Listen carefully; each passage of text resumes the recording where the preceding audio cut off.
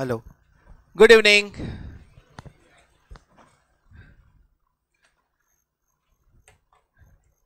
All the chartereds. Good evening all.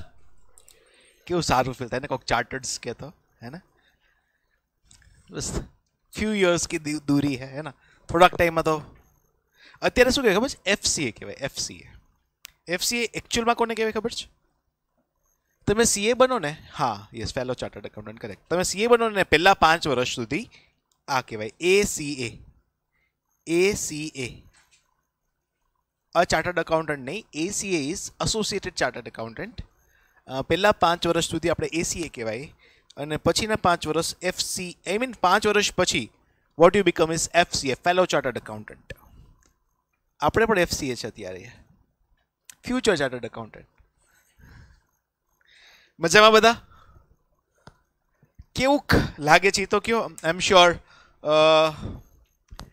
ઓછામાં ઓછા મેં તમને વાત કરી હતી કે ઓછામાં ઓછા 10 રિલેટિવ્સે તો ના પાડી હશે કે ભાઈ કોઈ પણ કોર્સ કરાવજો સીએ રહેવા દેજો થોડુંક રિપેન્શન થાય છે કે સાહેબ ક્યાં ભરાઈ ગયા કે હજી આવ્યો હજી સ્ટેજ નથી આવ્યું હજી વાર છે ના આઈ હોપ એન્ડ પ્રે એવું થશે જ નહીં બરાબર ને અચ્છા કયું શું આજે ભણવાનું સ્ટાર્ટ કરવાનું છે આપણે તમે કયો એ કરી હાલો ઇકો કરવું છે લો કરવું છે હા પાડે છે યાર મને નથી આવડતું I know only one subject and that is accounting 11th માં બી તો ભણ્યું છે ભણ્યા છો ને 12th માં બી ભણ્યું છે અકાઉન્ટ્સ એમ શું ફરક હતો 11th ના અકાઉન્ટ્સમાં અને 12th ના અકાઉન્ટ્સમાં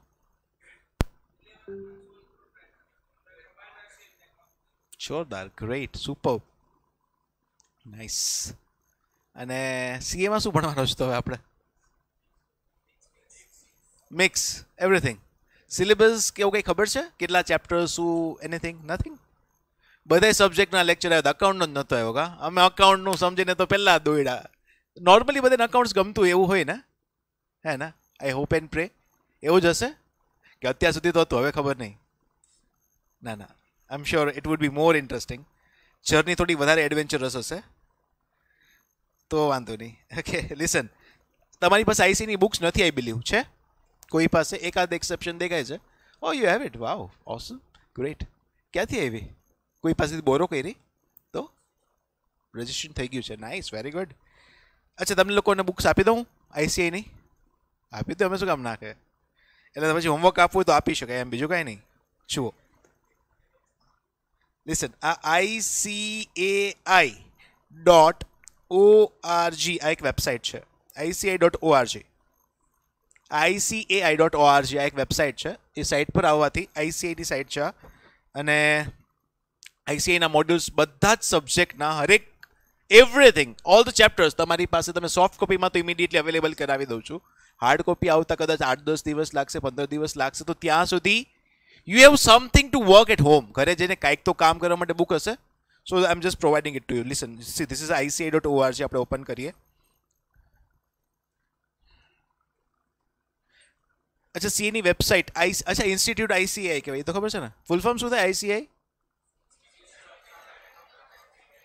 नहीं समझायो बेटा will you please repeat good morning institution of charter accountant okay come again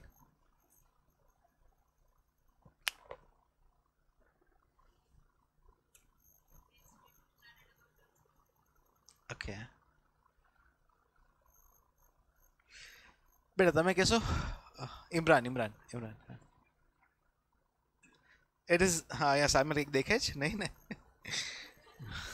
It is the Institute of Chartered Accountants એક મેમ્બરની નથી બધા મેમ્બરની છે The Institute of Chartered Accountants of India now હવે આવી કંઈક વેબસાઇટ ઓપન થાય છે એમાં new scheme of education and training આવું વચ્ચે છે you just have to click on to it new scheme of education and ટ્રેનિંગમાં આપણે બધા અહીંયા સ્ટડી મટીરિયલના ટેબમાં અંડર સ્ટડી મટીરિયલ ટેબ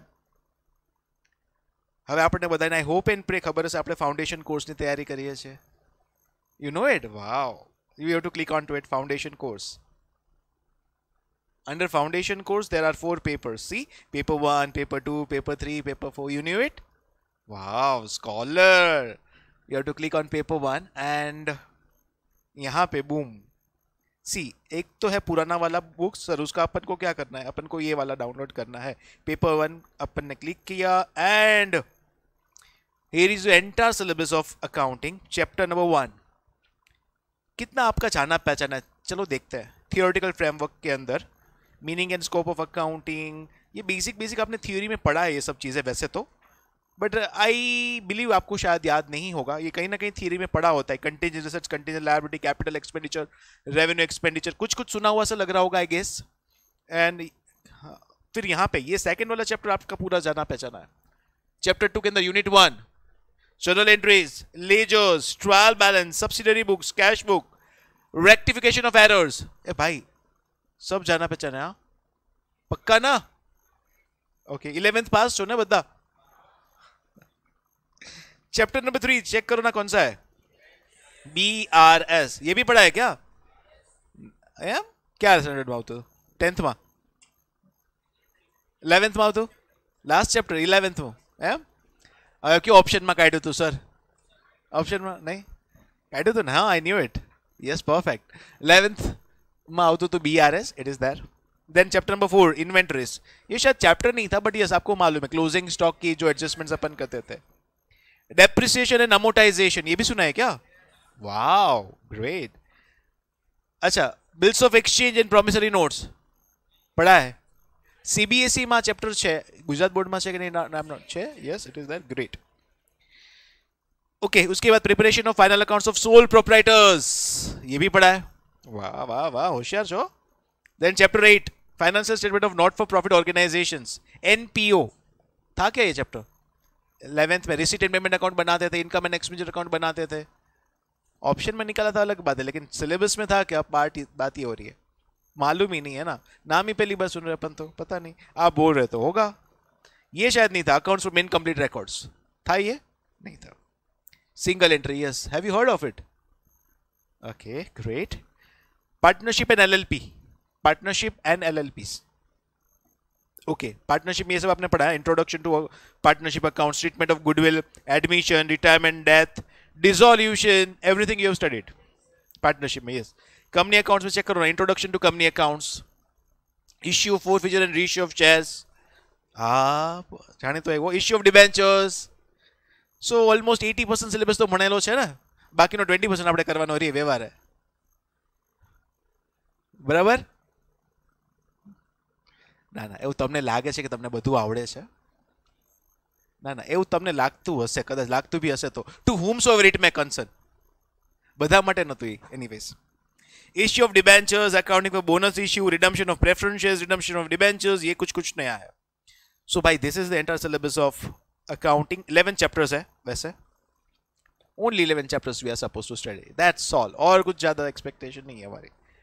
अच्छा before I commence accounting let me tell you, accounts में नॉर्मली 92, 93, 95 मार्क्स आवे छे. Last to last year 100 on 100 પણ હતા. એટલે 12thની જેમ જ આમાં પણ ફૂલ માર્ક્સ મળી શકે અગર થોડી પ્રોપરલી મહેનત કરીએ, પ્રેઝન્ટેશન સ્કિલ્સ સારી હોય તો પૂરા માર્ક્સ મળે છે. First and foremost thing before I commence accounting, 11thના અકાઉન્ટિંગમાં અને 12thના અકાઉન્ટિંગનો ફરક તો તમને ખબર છે. સીએમાં અકાઉન્ટિંગમાં શું ફરક પડશે? Let me just discuss the things, most important part કે સર સીએના અકાઉન્ટિંગમાં શું છે, what is the difference over here. અચ્છા એક નાનકડું એક્ઝામ્પલ આપું, ફરક કેવો પડશે. ડેપ્રિસિએશન તમે બધા ભણેલું છે right? How many methods you have studied? 2 methods. नाम पर कदाच याद हशे. Straight line method and a reducing balance method. Yes? Okay. Here there are only 6 methods. Depreciation तो आवड़े જ છે, મને આ નથી. Okay. What other difference? ચલો ધ્યાનથી સમજીએ, એકદમ મજા આવશે. Guys 11 12 સુધી તમે જે અકાઉન્ટિંગ ભણ્યું છે ને, it is all about આવડે તો છે. But if I ask you something, conceptual clarity, એ તો અમારા ટીચરે નહોતું કીધું. Example આપું. I tell you something, real incidents which I actually faced when I went for articleship. Foundation pass થઈ ગયું, inter pass થઈ ગયું, then I went for articleship. તો એ બધાએ બેલેન્સ શીટ જોઈ છે રાઈટ? હેલો બેલેન્સ શીટ જોઈ છે? બેલેન્સ શીટમાં liability side and asset side જોઈ છે ને? ઓકે પછી ટ્રેડિંગ અકાઉન્ટ બી જોયું હશે? યસ ફેકલ્ટી રૂમ છે ને ત્યાં લોક થઈ ગયું છે. જેવી રીતે ખોલે એવી રીતે ખોલે. Anyway he used to take the lead. જેવી રીતે ખોલે એવી રીતે ખોલે. થાય તો ભલે, બાકી કોઈ બોલાવે.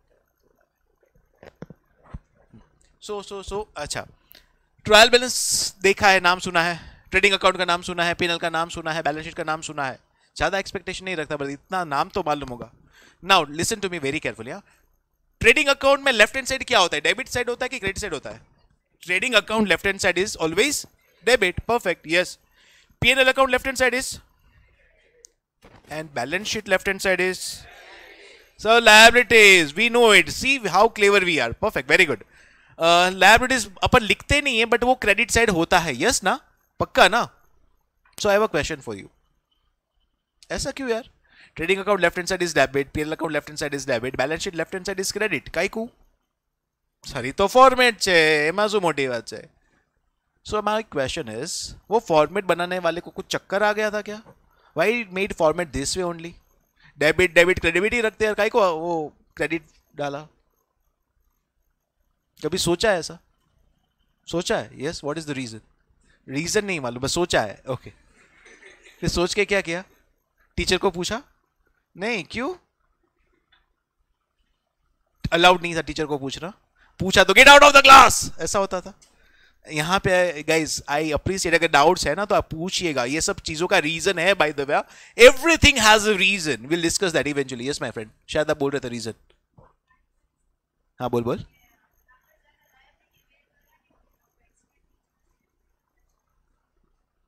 લાયબિલિટી પે કરવાની છે, અસેટ છે, એને પણ વેચું તો પૈસા તો આવશે જ.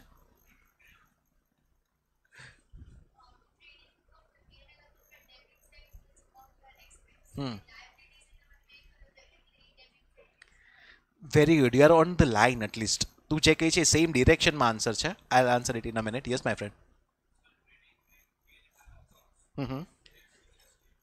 ધેટ ઇઝ ટ્રુ, બટ એવું કંઈ થોડું છે કે સ્ટેટમેન્ટ હંમેશા ઉલટા જ હોય, ઉલટા જ કામ કરે. અગર હું ફોર્મેટ ચેન્જ કરું તો statement will not work the way it works. એવું તો નથી ને? એટલે એનું ઓકે, કદાચ બેને કીધું નહીં, ફોર્મેટનું એનું reason almost on the lines છે. It is about the outflow of funds. It is about inflow and outflow of the funds. Acha, try to understand it logically. Trading account left hand side, like expenses है ना? It is outflow, right? P&L account debit side, it is expenses. Again outflow of funds. And balance sheet liabilities, you have to pay, right? So again it's outflow of funds. It's based on outflows as well as inflows. Audit के लिए मैं गया था, client ने मेरे को पूछा, sir आपने बैलेंस शीट में सबसे ऊपर ना फिक्स्ड एसेट्स लिखते हो, असेट साइड में सबसे ऊपर क्या लिखते हैं? फिक्स्ड एसेट्स लिखते हैं ना. उसके बाद क्या लिखते हैं? इन्वेस्टमेंट्स. हाँ, tangible assets, fixed assets. Okay, fixed assets के अंदर tangible intangible, that is not the point. Fixed assets सबसे ऊपर लिखा, उसके बाद इन्वेस्टमेंट लिखा, उसके बाद लास्ट में करंट एसेट्स लिखते हैं. हावेर अपन तो रियल लाइफ में कुछ भी ऊपर लिख लेते थे, अपन ये कोई फॉर्मेट फॉलो नहीं करते थे. कैश भी ऊपर लिख लेते थे, that is fine. But if you remember book में हमेशा ना फिक्स्ड एसेट्स ऊपर होता था. Do you remember that? Book में हमेशा ही फिक्स्ड एसेट्स ऊपर होता था, उसके बाद करंट एसेट्स को वो सब हमेशा नीचे प्रेजेंट किया जाता था. Do you agree? देखा है ऐसा, ऑब्जर्व किया है? आपने कभी सोचा नहीं यार बुक में हमेशा फिक्स्ड एसेट्स ऊपर काय को लिखता है? ये क्लाइंट ने मेरे को पर्सनली पूछा था, सीरियसली. आप सीए लोगों को यार ना फिक्स्ड एसेट्स के ऊपर इतना प्यार क्यों होता है? आप उसको ना हमेशा फिक्स्ड एसेट्स को ऊपर क्यों लिखते हो? नाउ यू कैन नॉट से हमारा 11th स्टैंडर्ड ना टीचर है सिखवाड़ो. There is a reason behind it. साला अपन ने सोचा ही नहीं है कभी. सोचा है? Very good. आप सोचते हो कि फिर कुछ बोल रहे हो. Good.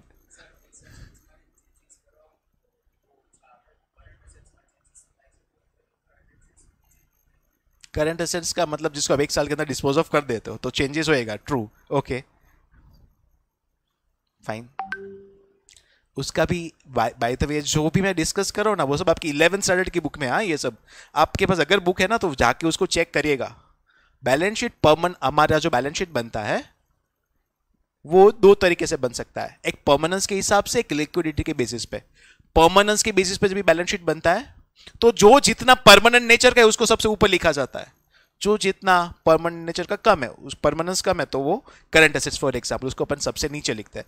However banks prepare their financial statement based on liquidity. तो बैंक की बैलेंस शीट में सबसे ऊपर क्या होता है मालूम है? कैश. और सबसे लास्ट में क्या होता है मालूम है? Fixed assets. बैलेंस शीट बनाने का वेल देयर आर ये 2 अप्रोचेस. एक तो बैलेंस शीट परमानेंस के बेसिस पे बनता है या तो लिक्विडिटी के बेसिस पे। ये 11th स्टैंडर्ड की बुक में है। हाउएवर आप चाहे तो कभी उसको गो थ्रू कीजिएगा, अगर घर पे 11th स्टैंडर्ड का बुक है ना तो उसको गो थ्रू भी कीजिएगा। So what I want to tell you, इसके अपन ने हर एक चीज ना बच्चा कंसेप्चुअली समझना है, क्योंकि ये रियल लाइफ में कैसे इसको काम करना है वो अपन को समझना है। यस यस, ये कुछ भी आपको कहीं पे भी रियल लाइफ में आपको इसको फेस करना आएगा। I give you another example. आप बैलेंस ऑडिट करने के लिए, ऑडिट क्या होता है मालूम है ना? फाउंडेशन पास हो गई, इंटर पास हो गया, then you went for auditing. आपने क्लाइंट के उधर गए, आपने चेक किया बैलेंस शीट टैली नहीं हो रहा है, आपने तुरंत बोल दिया अरे यार ये क्या फाइनेंशियल स्टेटमेंट पकड़ा रहे हो, इसमें तो बैलेंस शीट टैली नहीं हो रहा है। अकाउंटेंट वाज लाइक हाँ ठीक है टैली नहीं हो रहा है, सही बात है, तो क्या? अरे टैली होना मांगता है ना, अरे बैलेंस शीट थोड़ी टैली होता है, आपने किधर पढ़ा कि बैलेंस शीट टैली होना चाहिए? Where is it written, show it to me.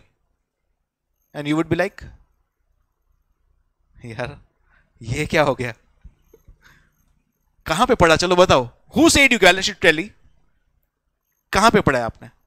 Who says balance sheet should ideally tally? हाँ 11th स्टैंडर्ड के स्कूल के टीचर ने बोला था, आई एग्री। क्यों, कहां पे लिखा है, कौन से रूल में लिखा है? यू शुड नो दिस, आपके सिलेबस में है ये सब चीज है। We are going to discuss everything quite very in detail, but the only thing I would want to tell you as of now is guys, accounts में हर एक चीज का रीजन है, वो रीजन को अच्छे से समझिएगा। लोगों को अकाउंट्स क्यों टफ लगता है, क्योंकि अपन ना ये कंसेप्चुअल क्लैरिटी के साथ नहीं पढ़ा होता है। Up to 10th, up to ठीक है पढ़ाई हो गई, 11th 12th में आपने अकाउंट्स पढ़ा, 11th में भी अकाउंट्स पढ़ा, 12th में भी अकाउंट्स पढ़ा, फाइन फेयर इनफ। अभी अप्रोच टोटली अलग होने वाला है। नाउ अब तक क्या होता था कि मे बी 10 क्वेश्चंस करके गए, उसमें से एग्जाम में 5 या 6 क्वेश्चन दर्शन दे देते थे, सेम क्वेश्चन होते थे, मालूम है सर इसी चैप्टर का क्वेश्चन आता है। अभी 10 की जगह पे 20 करके जाओगे ना तो एग्जाम में 21st क्वेश्चन ही आएगा। Questions are not going to be repeated, but concept would be repeated for sure. So you have to practice the concepts more and more and more. That is important. Conceptual clarity is the root to success in CA foundation exams. भाई अपन हर एक चीज ना बहुत detail में पढ़ने वाले, बहुत detail में। But I would want only one thing. Class में कहीं पण भणिए छे, conceptual clarity साथे भणजो, ना समझो तो एक बार नहीं 5 बार पूछो। I would love to answer it. You are always, you have a right to ask why. આપણે આમ કરી છે સર, આમ કેમ ના કરી શકે? I would appreciate your doubts. મને ગમશે ક્યારે પણ any time at any point of time just raise your hand and ask your doubts. પૂછજો, જેટલું વધારે પૂછો એટલું વધારે શીખવા મળશે. That's my assurance to you. Perfect. Can I start with subject? Hello, જાગો છો? Can I start with the subject? યાર આવું ઢીલું ઢાલું યસ નહીં ચાલશે યાર. મેં તમને પહેલાં પણ એક વસ્તુ કીધી હતી કે આપણે એઝ અ સ્ટુડન્ટ છે ને, આપણે એક પ્રિરોગેટિવ છે, જન્મસિદ્ધ અધિકાર છે કે આપણે જ્યારે ભણતા હોય તો બાજુના બે ક્લાસને તો ડિસ્ટર્બ કરવું જ જોઈએ. And you being the foundation students you have the first right कि इंटरना स्टूडेंट्स बाजू में पढ़ता हो तो ये डिस्टर्ब होना मांगता है. क्या बोलते हो जाए? एक बार जोर थी एकदम जोरदार वालू, loud and clear. Can we start with the subject? Superb. Disturb करना हमारा जन्मसिद्ध अधिकार है, राइट? चलो कमिंग बैक, तो फाउंडेशन का अकाउंट अपन चालू करें उससे पहले सुनो ध्यान से नाउ. बहुत सारे चैप्टर्स हमारे सिलेबस में वो तो हमने पढ़ा, उसमें से एक चैप्टर आज मैं चालू कर रहा हूं. चैप्टर का नाम है chapter number 5. I am starting with. Sir chapter number 5 क्यों? तो 1 to 4 का क्या होएगा? ऑप्शन में निकालने का है ना. सीए में सारी वस्तु શું છે ખબર છે? કાંઈ જ ઓપ્શન બાદ ન નીકળે. Chapter number 5 I am starting with depreciation and amortisation. આવું કંઈક ચેપ્ટરનું નામ છે. જો તો ચેપ્ટરનું નામ શું છે? Chapter number 5 depreciation and. Guys once you will click on it, आपका ये पूरा का पूरा पीडीएफ आईसीआई का आप डाउनलोड कर पाओगे. You can access to it. तो घर पे जाके कुछ भी अगर काम करने का है, अगर एलआर का फॉर एग्जाम्पल आपने एक चैप्टर कल पढ़ा तो उसके क्वेश्चंस आप घर पे जाके ऐसे इसको गो थ्रू कर सकते हो, रिवाइज कर सकते हो, स्टडी कर सकते हो. That's a good thing. मैंने सारे के सारे आईसीआई का मॉड्यूल्स आपको दे दिया इन शॉर्ट अभी के लिए. ऑल द सब्जेक्ट्स का all the study material you can access from here this particular link. Yes yes, समझ में आएगा? चलो जोरदार.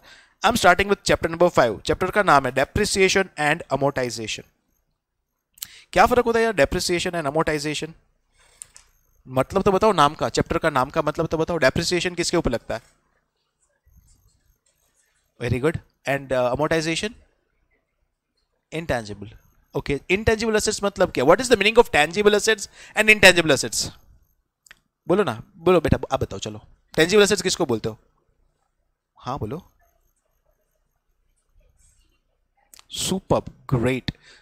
Tangible assets are those assets to whom we can see, we can touch with with exist which has physical assistance, perfect, existence है उसका, physical existence है, okay perfect है, make sense. Intangible assets किसको बोल सकते हैं? वाइस वर्सा, इसका opposite हो गया, जिसको आप देख नहीं सकते, जिसको आप टच नहीं कर सकते, यस ना, यही होता है ना, ओके। एग्जांपल बताओ टेंजिबल एसेट्स का। Land, building, plant, machinery, furniture, fixtures, vehicles, everything, correct. Intangible assets का goodwill, patent, copyright, trademark, softwares, french, yes franchisee, okay perfect, rightly answered. तो भाई टेंजिबल एसेट्स अपन बोल सकते हैं जिसको अपन देख सकते हैं, जिसको अपन सी कर सकते हैं। आई have a question for boys. Boys, ये डिपार्टमेंट पूरा टेंजिबल है कि इनटेंजिबल है? देख सकते हो, टच नहीं कर सकते, टच किया तो जापट पड़ेगा। टेंजिबल एसेट्स कि इनटेंजिबल एसेट्स? बॉयज को स्पेसिफिकली क्वेश्चन पूछ रहा हूं, टेंजिबल एसेट्स है कि इनटेंजिबल एसेट्स है? टेंजिबल एसेट्स कि इनटेंजिबल एसेट्स?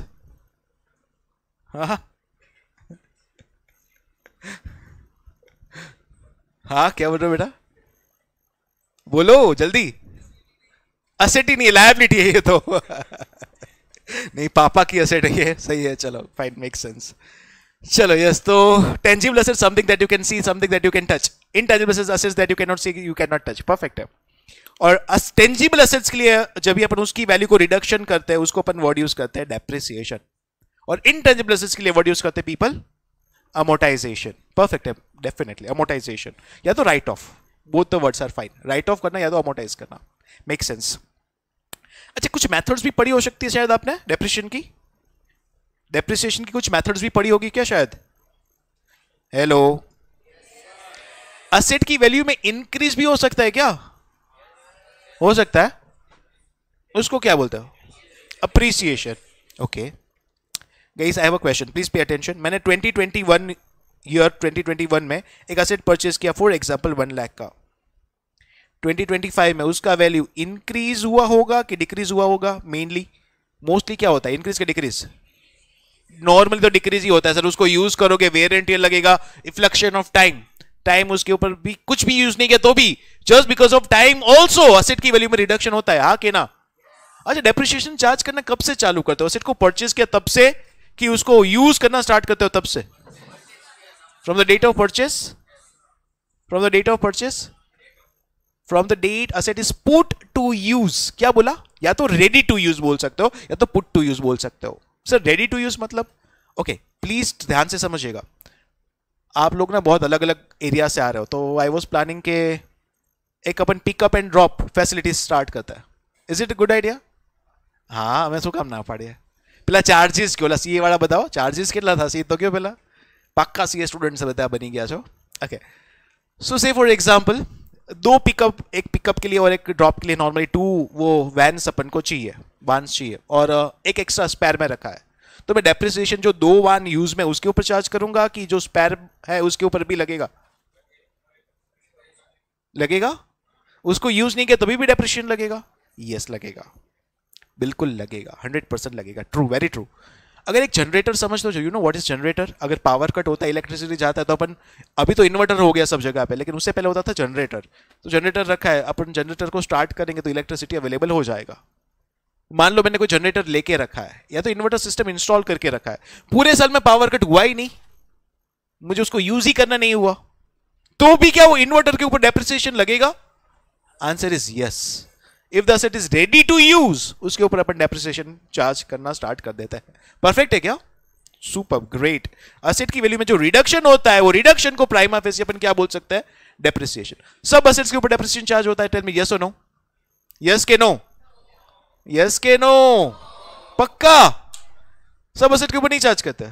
क्या बात कर रहे हो यार, कौन से एसेट के ऊपर चार्ज नहीं करते हो? बिल्डिंग भी सुनाई दिया मेरे को, बिल्डिंग के ऊपर भी नहीं करते हो क्या? बिल्डिंग के ऊपर तो करते हो ना, अच्छा लैंड के ऊपर नहीं करते, फाइन, ओके। गोल्ड, वाओ बेटा, गोल्ड आपने बोला ना, यू सेड गोल्ड ना, पैसा वाला बेटा गोल्ड, आपने कीधु ना गोल्ड, नहीं उससे आगे वाले भी नहीं बोला, नहीं यू सेड गोल्ड, ओके। मुझे 2 मिनट के बाद आई डिस्कस ऑन गोल्ड, आप मेरे को याद कराना गोल्ड का एग्जांपल, बट अभी के लिए यस परफेक्टली आंसर्ड, लैंड के ऊपर डेप्रिसिएशन चार्ज नहीं करते। क्यों नहीं करते यार? Why don't you charge depreciation on land? क्यों? What is the reason? Value हमेशा बढ़ती है, वेरी गुड, वैल्यू हमेशा बढ़ती है, पक्का है क्या? Are you sure? पक्का नहीं है लेकिन फिर भी डेप्रिसिएशन चार्ज नहीं करते। पक्का है? पक्का नहीं है। But you just said value बढ़ती इसलिए डेप्रिसिएशन चार्ज नहीं करता। तो डेप्रिसिएशन चार्ज करने का कि नहीं करने का यार? आप कंफ्यूज कर रहे हो। If you can convince them confuse them. आप तो वो कर रहे हो यार, बोलते हो डेप्रिसिएशन चार्ज करने का नहीं करने का, लैंड के ऊपर नहीं करने का। क्यों? वैल्यू बढ़ती है, हमेशा बढ़ती है। नहीं नहीं बढ़, हमेशा नहीं बढ़ती है। तो यार कर क्या रहे हो?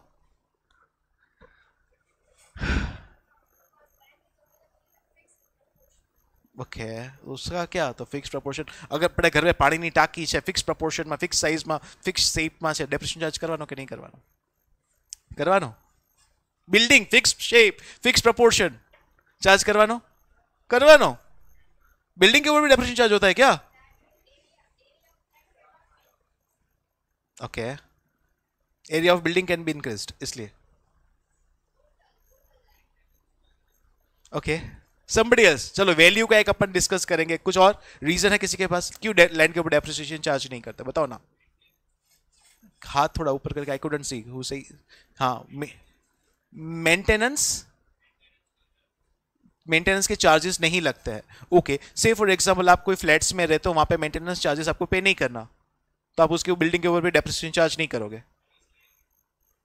तो मेंटेनेंस लग रहा है कि नहीं मतलब पे नहीं कर रहे हो, that is true. Value decrease नहीं होगा, आप ऐसा बोल रहे हो। आई मीन उसकी यूटिलिटी कम नहीं होगी। Are you trying to tell me that? Okay क्यों फर्टिलिटी कम नहीं होती है? अगर आप खेती करते हो फर्टिलिटी कम होती है? चार्ज થવું જોઈએ ને। पॉइंट इज दैट ना, लैंड के ऊपर डेप्रिसिएशन चार्ज होना चाहिए ना इन दैट केस, कि नहीं होना चाहिए यार? अब जस्ट मेकअप करो यार, फाइनल करो, करना है कि नहीं करना है? लैंड के ऊपर नहीं करना है, क्यों नहीं करना है? तो फिर okay we can not determine its useful life, are you sure? हाँ जी somebody else, last chance, come on. अभी भी कुछ और एक्सपर्ट ओपिनियंस? गाइस आपने स्कूल में जो पढ़ा है वो गलत नहीं है, आई डू नॉट डिनाई ना, बट इट वॉज गुड कि आपका वो टाइम पे जो अंडरस्टैंडिंग था ना उसके हिसाब से आपको सर्व किया गया है। I give you example, when you were kid, जब आप प्राइमरी स्कूल में थे, आपको बोल देते बेटा sun rises in the east, sun sets in the west, ऐसा कुछ तो सिखाते थे। हाँ के ना, याद है? गए हो ना, सब स्कूल में गए हो ना? Okay when you came to 7th और मे बी 8th, तभी आपको ऐसा सिखाया कि बेटा अर्थ तो अपनी जगह पे ही है, सॉरी सन तो अपनी जगह पे ही है, अर्थ कीप्स ऑन रोटेटिंग। पहले बोलते थे यार सन राइज करता है, सनसेट करता है, नाउ इसे यार कुछ तो गड़बड़ है, मतलब सन तो अपनी जगह पे, अर्थ कीप्स ऑन रोटेटिंग इट। तो पहले गलत सिखाया था कि बाद में गलत सिखाया? दोनों कैसे सही हो सकता है यार? बी वो ओ वी मतलब अच्छा पॉइंट ऑफ व्यू डिफरेंट है। नहीं यार इट्स सिंपल यार, आई टेल यू, आपकी वो टाइम पे जो अंडरस्टैंडिंग है उसके हिसाब से आपको सर्व किया जाता है, इफ यू अंडरस्टैंड। यस वो टाइम पे आपकी अंडरस्टैंडिंग, अगर मान लो प्राइमरी स्कूल में बोलते यार वो सन तो अपनी जगह पे है, keeps earth keeps on rotating there, you would like नहीं नहीं मैं तो यहीं पे हूं। वो टाइम पे अपना वो नहीं होता लेवल। तो आपने जब स्कूल में पढ़ा है टू सम एक्सटेंट, आपने वो पढ़ा है वो सही है। कुछ ऐसा भी पढ़ा होगा कि उसकी डिमांड बहुत ज्यादा होती है, समथिंग समथिंग समथिंग पढ़ा है। लैंड की डिमांड बहुत ज्यादा होती है इसलिए उसके ऊपर अपन डेप्रिसिएशन चार्ज नहीं करते। लैंड की डिमांड बहुत ज्यादा होती है इसलिए उसकी वैल्यू हमेशा बढ़ती जाती है, ऐसा मुझे बहुत बार बच्चे बोलते हैं। आपने भी कभी कुछ ऐसा सुना है क्या? यस के नो? नो खाली प्राइजेस बढ़ते ये मालूम है, बट इट इज ट्रू कि हमेशा प्राइजेस बढ़ेंगे? Do you agree to that?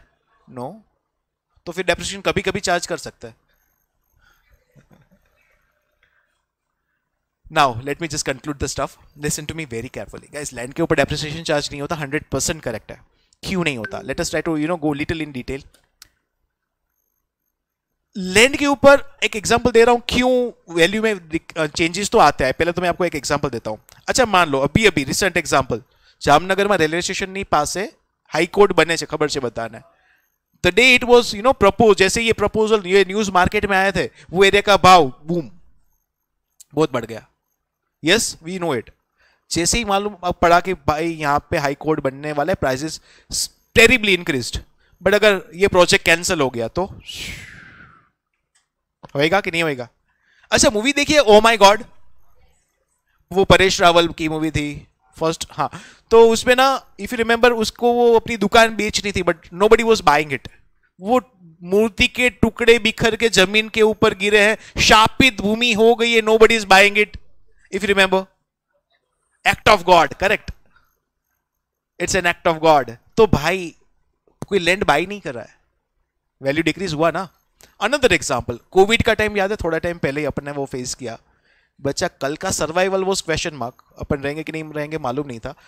Forget the land, कोई लैंड बाई सेल हो ही नहीं रहा था, market was like stagnant and what do you guess, prices bottom down, तड़िए पहुंची गया था, कोई बाई नहीं कर रहा था। समझ में आ रहा है क्या? तो ये बात तो सही नहीं कि प्राइसेस हमेशा इंक्रीज ही होता है, दैट इज नॉट 100% ट्रू। तो सर लैंड के ऊपर काय को डेप्रिसिएशन चार्ज नहीं करते, चलो उसको भी अभी समझता है। नाउ बहुत बच्चे ना कभी कभी ऐसा बोलते हैं सर डिमांड बहुत ज्यादा है, सप्लाई कम है, लैंड उतना का उतना ही है, पॉपुलेशन बढ़ती जाती है। भाई ये सब लिखा ना डिमांड एंड सप्लाई, तो पेपर चेकर को समझ में आता है कि आपने इकोनॉमिक्स बहुत पढ़ा है। अकाउंट्स में उसको मत घुसेड़ो प्लीज।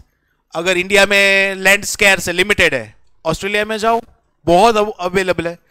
यहां पे अपन ना स्लोगन बनाते हैं हम दो हमारे दो, उधर तो ज्यादा बच्चे हैं तो आपको ज्यादा गवर्नमेंट बेनिफिट्स देती है, they want more population, they need more population, तो मतलब वहां पे डेप्रिसिएशन चार्ज करने का, यहां पे नहीं करने का, ऐसा इट इज नॉट सो। तो क्या रीजन अल्टीमेटली उसका लाइफ, राइटली आंसर्ड, उसका लाइफ लिमिटेड नहीं है। कितने इयर्स के लिए वो लैंड काम आएगा? सर बिल्डिंग लिमिटेड लाइफ तो है, 5 साल 10 साल 15 साल 50 साल, उसके बाद तो वो building will come to an end, गिर जाएगा। आपने 2 भाइयों को लड़ते हुए देखा है पेरेंट्स की जमीन के लिए, लेकिन बिल्डिंग तो आज नहीं तो कल गिर जाएगा। बिल्डिंग डजंट मैटर, उसका कुछ लिमिटेड लाइफ है। प्रोजेक्टर होने दो, असेट होने दो, कैमरास होने दो, बेंचेस होने दो, everything has some infinite limited life. But land का लाइफ कितना कंसिडर करोगे? कितने साल तक काम आएगा? इट इज एंडलेस, उसका लाइफ लिमिटेड ही नहीं है। That is the reason we do not charge depreciation on land. समझ में आया क्या भाई? अब तक जो सीखा है सही है, गलत नहीं है, बट ये ज्यादा सही है। Land has no limited useful life. Yes yes no no, समझ में आया? लॉजिकल है, क्वाइट वेरी लॉजिकल। कितने साल तक डेप्रिशिएट करोगे यार? अगर मैं आपको बताऊं मैंने 10 लाख का मशीनरी लिया, 10 लाख का मशीनरी 10 साल काम में आएगा, बोलो ना मुझे हर साल कितना राइट ऑफ करना चाहिए, कितना डेप्रिशिएट करना चाहिए? सिंपली यस, 10 लाख का मशीनरी है, 10 साल काम में आएगा, हर साल कितना डेप्रिशिएशन चार्ज करूंगा? 1 लाख एवरी ईयर। अरे हाके ना, क्या किया आपने? What is the formula that you used? Sir total cost divide by number of years. हाके ना, मैं क्या बोल रहा हूं पल्ले पड़ रहा है? सब मेरे साथ हो, एवरीवन यस, कि मैं अकेले अकेले समझ रहा हूं? सब समझ में आ रहा है? पक्का पक्का पक्का। तो भाई अपन वैल्यू में जो डिक्रीज हो रहा है उसकी बात करते हैं, उसको अपन कैलकुलेट करते हैं, मेजर करते हैं, और उसको अपन क्या नाम देते हैं? डेप्रिसिएशन। कुछ थियोरीज भी पढ़ेंगे, लेकिन उससे पहले मुझे अभी थियोरी से स्टार्ट नहीं करना। If I start with the theories ना, तो क्या होएगा? एक तो धूप में से आयो, तड़का में आया साहेब, जमी કરીને आया मस्त, नहीं मस्त एसी चालू होए, एम थियोरी भणावता हो, कहीं घटे ज नहीं, निंदर आवे बहुत जोरदार। I do not want to take a chance, पहले प्रैक्टिकल से थोड़ा स्टार्ट करते हैं। अच्छा, 2 मेथड्स आपने पढ़ा, आपने से you said 2 methods you have studied, yes के नो? नाम तो बता दो। स्ट्रेट लाइन मेथड, आप मेरे साथ लिखना स्टार्ट कर सकते हो, कोई प्रॉब्लम नहीं है, क्योंकि बहुत कुछ नया आने वाला है। स्ट्रेट लाइन मेथड, एंड दूसरा मेथड कौन सा बताया? अब तो आपको बुक्स भी दे दिया यार, अभी क्या झंझट हो सकती है? बुक तो दे दिया ना अभी आपको, हाँ बता दिया ना सॉफ्ट कॉपी कहां पे है। तो जब तक हार्ड कॉपी नहीं आता तब तक आपके पास पढ़ने को कुछ तो है। स्ट्रेट लाइन मेथड, एंड दूसरा कौन सा बताया? रिड्यूसिंग बैलेंस मेथड, ऐसा ही कुछ तो था ना?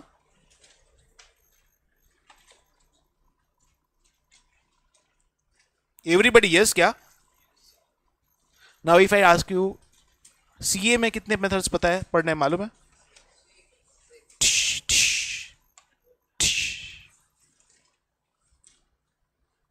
क्यों? डेप्रेशन तो आता है अपन को यार, ऐसा अपन को लगता है। अगर डेप्रिसिएशन की बात हो ही रही है तो एक छोटा सा डाउट मेरे को अभी अभी दिमाग में है, पूछ लूं क्या आपको? आपको तो वैसे डाउट आते नहीं है, मुझे एक छोटा सा डाउट है, पूछ लूं क्या? अच्छा चलो, मैंने एक मशीनरी परचेज किया, मान लो कोई ऐसी परचेज किया, मशीनरी परचेज किया, आई नो इट, मैंने जब भी ये मशीनरी परचेज किया मुझे गारंटी कार्ड आया कि 10 साल तक ये मशीनरी चलेगा, गारंटी कार्ड आया, तो आई नो इट कि मुझे इसको 10 साल में राइट ऑफ करना है, यस के नो? परफेक्ट ना एवरीबडी? ना आई हैव छोटा सा डाउट, मैंने बिजनेस चालू किया, मशीनरी लिया, 10 साल का उसका लाइफ है, तो मैं मशीनरी को 10 ईयर्स में राइट ऑफ कर रहा हूं, थम्स अप, ग्रेट। बट मेरा क्वेश्चन ये है कि अगर बिजनेस ही 2 साल के बाद बंद हो गया तो उसका थोड़ी गारंटी कार्ड आया बिजनेस 10 साल तक चलेगा। नहीं हो सकता क्या? बिजनेस 2 साल के अंदर बंद हो गया तो नहीं हो सकता?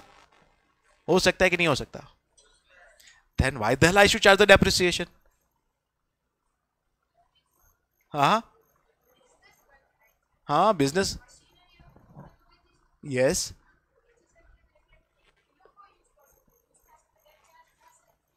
पर ये तो पार्टी के सामने वाली पार्टी कर सकते, मैंने तो लॉस थे क्यों ना। मैंने जो परचेज किया था बेटा जी, मान लो मैंने 10 लाख का मशीनरी लिया, मैं उसको बेचेगा तो do you think I am going to get 10 lakh full out of it? मुझे पूरा 10 लाख मिलेगा? नो ना। मे भी 4 लाख 5 लाख मेरी बुक में वैल्यू होने तो 8 लाख अगर भी वैल्यू है तो भी मुझे 8 लाख नहीं मिलेगा, मे भी मुझे 4-5 लाख मिलेगा। Do you agree? Real life में तो ऐसे ही होता है। अरे आपको मालूम है यार, अगर मैंने कार परचेज किया 2 दिन के बाद मैं शोरूम में रिटर्न करने जाएगा तो मुझे 50% अमाउंट ही मिलता है। You know it right? इस एक्स शोरूम प्राइस बहुत हाफ हो जाता है, तो वैल्यू तो रिड्यूस हो जाएगा। तो मैं डेप्रिसिएशन जो चार्ज कर रहा हूं वो तो रियलिटी से कुछ अलग ही होने वाला है। Why the hell I charge depreciation in that case? क्यों चार्ज कर रहा हूं? Yes my friend. Okay, business बंद हो गया तो क्या करोगे वैल्यू जान के? सच्ची में ऐसा लगता है कि उससे फर्क पड़ता है? मेरी बुक में 10 लाख की एसेट है, मैंने बुक में 8 लाख शो किया, will you buy it from 8 lakh? मैंने 11 लाख शो किया, will you buy it at 11 lakh? You are what you are going to consider is market value and not book value. To be very honest, आप कोई भी asset लेने जाओगे, आप उसका book value देखने वाले भी नहीं हो। भाई तू तारी बुक में लाख रुपए में भी देखा तो मैंने शू फर्क पड़े। और यही हुआ था अदानी के केस में। मालूम है क्या आपको ये केस अदानी का जो हुआ था? मालूम है व्हाट वाज द सिनेरियो? अभी अदानी के शेयर का प्राइस जो 5,000 रुपीज पर शेयर चल रहा था, all of a sudden it came to 700 rupees पर शेयर। You know that? वो पूरा का पूरा स्कैम हुआ था। आइडिया है कि आइडिया ही नहीं है? गाइस ये सब चीजें आपको पता होनी चाहिए मार्केट में क्या होता है। चलो पूरा का पूरा डिटेल में नहीं समझ रहे, लेकिन briefly if I tell you, it was very interesting and you should know this as a CA student. क्या हुआ था? बुक वैल्यू मार्केट वैल्यू का ही झंझट था। प्लीज ध्यान से समझिएगा मैटर क्या था। मान लो ये बिल्डिंग है, कोई भी एसेट होने दो, मशीनरी होने दो, प्लांट, कोई भी एसेट है, मेरा एसेट है। मेरी बुक में उसका वैल्यू है 100 रुपीज का। कितने का वैल्यू है? अच्छा 100 लाख रखता है, 100 लाख का वैल्यू है। कोई भी एसेट होने दो, मशीनरी होने दो, फर्नीचर होने दो, 100 लाख का वैल्यू है। मैंने ना इसको रीवैल्यू किया। रिवैल्यूशन अपवर्ड भी तो हो सकता है। मैंने लगा सोचा कि यार मार्केट वैल्यू ज्यादा है तो मैं रिवैल्यूशन अपवर्ड कर रहा हूं। मैंने 100 लाख का बनाया 1000 लाख। कितना बनाया? 1000 लाख। समझ में आ रहा है? रिवैल्यूएशन अपवर्ड हो सकता है ना, वो तो लीगल है ना। हेलो, यस, मैंने बनाया 1000 लाख, बुक में उसका वैल्यू रखा 1000 लाख, और मैं बैंक के पास गया, बैंक मुझे लोन चाहिए against my this particular asset. तो ऐसे तो मेरे पास बहुत सारी असेट्स थी, तो मैंने ना बैंक में जाके लोन डिमांड किया। बैंक ने बोला आपको असेट ना एज अ सिक्योरिटी के फॉर्म में देना पड़ेगा। I said okay, I am fine with it. मैंने ये असेट दे दिया, गिरवी रख दिया। मेरे पास 1000 लाख का असेट है। सर मुझे कितने का बैंक लोन मिलेगा? तो सेड 1000 लाख का है, आपको 800 लाख का लोन मिल जाएगा। कितने का लोन मिलेगा? 800 लाख का। बात समझ में आ रही है? तो बैंक को सिक्योर पूरा का पूरा जितना बुक वैल्यू उतना लोन नहीं देती है, मालूम है ना। बैंक ने मेरे को कितने का लोन दिया? 800 लाख का। एंड इनिशियली लोन का रीपेमेंट हुआ, देन थोड़े टाइम के बाद लोन का रीपेमेंट स्टॉप हो गया। तो बैंक ने क्या किया? सर वो बैंक ने वो एसेट को सीज कर लेना है ना। बैंक ने बोला हम आपकी एसेट को सीज कर लेंगे। एंड अदानी वाज लाइक झड़प रखो। केम सर एक्चुअल वैल्यू तो 100 लाख आ जाती है, 100 लाख आ जाती है। उन्होंने तो बुक में 1000 लाख बनाया था। वो बुक वैल्यू एक्चुअली 1000 लाख बनाया, बट मार्केट वैल्यू तो अराउंड 200 लाख ही था। तो उन्होंने रीवैल्यू करने में गफला किया। एक्चुअली वैल्यू 200 लाख ही है। मेरी बुक में 100 लाख का वैल्यू है, मार्केट वैल्यू शायद मान लो बड़ा भी है, 200 लाख है, लेकिन स्टिल उन्होंने कितने में शो किया? 1000 लाख। उसके सामने लोन कितना लिया? 800 lakh. Bank was like we are going to seize it. They were like झड़प करो भाई, अजी 200 लाख का असेट जा रहा है ना, क्या प्रॉब्लम होना है? समझ में आया मैटर पूरा का पूरा। And by the time this bubble was revealed, share market में प्राइसेस वर झुम झुम झुम। और वो टाइम पे कौन सा किसका रिपोर्ट था? कौन सी इंस्टीट्यूशन? हिडनबर्ग। जैसे ये न्यूज मार्केट में आई, हिडनबर्ग की रिपोर्ट्स पब्लिश हुई, दे बिकेम अरबोपति। उन्होंने ये शेयर मार्केट में बेच के रखे थे, शॉर्ट सेलिंग करके रखे थे। अभी शॉर्ट सेलिंग क्या होता है मालूम है क्या? ये थोड़ा सा जल्दी है ये सब इतना डिटेल में डिस्कस करने को, बट अच्छा चलो फिर भी ट्राई करता हूं। नॉर्मली अपन क्या करते हैं, मार्केट में 100 रुपए का चीज लिया, 200 में बेचा, प्रॉफिट हुआ 100 रुपए का, आके ना। तो शेयर मार्केट में क्या अलाउड होता है, शेयर मार्केट में आप पहले सेल भी कर सकते हो, फिर परचेस करोगे तो अलाउड होता है, that is called short selling. क्या बोलते हैं उसको, शॉर्ट सेलिंग। सर पर वो बिकता कहां से है, आपका जो ब्रोकर है जिसके अंडर में आपका अकाउंट है उसके पास बहुत सारे शेयर्स होता है, तो जब भी आप सेल करते हो तो पहले सेल करना अलाउड होता है, लीगली अलाउड है। तो मैंने क्या किया, मुझे मालूम है प्राइस गिरने वाली है, मैंने ये शेयर्स को 200 रुपए में बेच दिया, और जैसे ही भाव नीचे आया मैंने 100 रुपए में शेयर्स खरीद लिए, हो गया ना 100 रुपए का प्रॉफिट, डबल प्राइस पे मैंने सेल किया। और मुझे पक्का मालूम था कि the moment this news is going to hit the market, prices बहुत बुरी तरीके से गिरेंगे। उन्होंने करोड़ ऑफ रुपीस के शेयर्स मार्केट में पहले हायर प्राइस पे सेल करके रखे थे, और जैसे ही मार्केट में न्यूज आया 5,000 का शेयर 700 रुपए पहुंच गया। सोचो ना एक बार, मैंने 1 करोड़ शेयर्स को सेल करके रखा है। Now think on to it, कितने फिगर्स हुए, अमाउंट क्या पहुंचा। खाली ये न्यूज मार्केट में हिट हुआ and Hindenburg was like wow. समझ में आया, थोड़ा थोड़ा समझता है ये सब चीजें। तो वैल्यूएशन से भाई बहुत फर्क पड़ता है, और जब भी आप असेट को रीपर्चेस करने जाते हो, मार्केट से परचेस करने जाते हो, बुक वैल्यू का उसमें कोई मेजर रोल नहीं होता, what matters is market price. तो ये कहीं ना कहीं अपन ना इतनी चीजों को इतने डिटेल में नहीं समझी होते। चलो अभी आज अपन समझते हैं। तो एसेट की वैल्यू में रिडक्शन होता है, वो रिडक्शन को अपन मेजर करेंगे, और उसको मेजर करने के बाद जो रिडक्शन है उसको अपन क्या बोलते हैं, डेप्रिसिएशन। लैंड के ऊपर डेप्रिसिएशन चार्ज करते कि नहीं करते, नहीं करते। क्यों नहीं करते, it has no limited useful life, it has no limited useful life. Yes yes no no, समझ में आता है। ए भाई सब मेरे साथ। अच्छा पहला मेथड क्या नाम था, स्ट्रेट लाइन मेथड। उसका कुछ दूसरा नाम भी था क्या, कुछ दूसरा नाम भी था क्या स्ट्रेट लाइन मेथड का, हाँ नाइस ओके। आप क्या बोल रहे हो बेटा, वही बोला फिक्स्ड इंस्टॉलमेंट मेथड। क्या नाम बोला, fixed instalment method, okay. First point also known as, आपकी बुक में इतना डिटेल में नहीं दिया है, प्लीज मेरे साथ रहिएगा। Also known as SLM method is, अच्छा इसका शॉर्ट में क्या बोलते हैं, शॉर्ट में SLM मेथड, इसको क्या बोलते हैं शॉर्ट में, RBM, प्यार से लोग RBM के नाम से पहचानते हैं। Also known as fixed instalment method. मालूम था ये, कितने लोगों को मालूम नहीं था ऑनेस्टली, फिक्स्ड इंस्टॉलमेंट मेथड पहली बार सुना, सबको मालूम था, वाओ ग्रेट।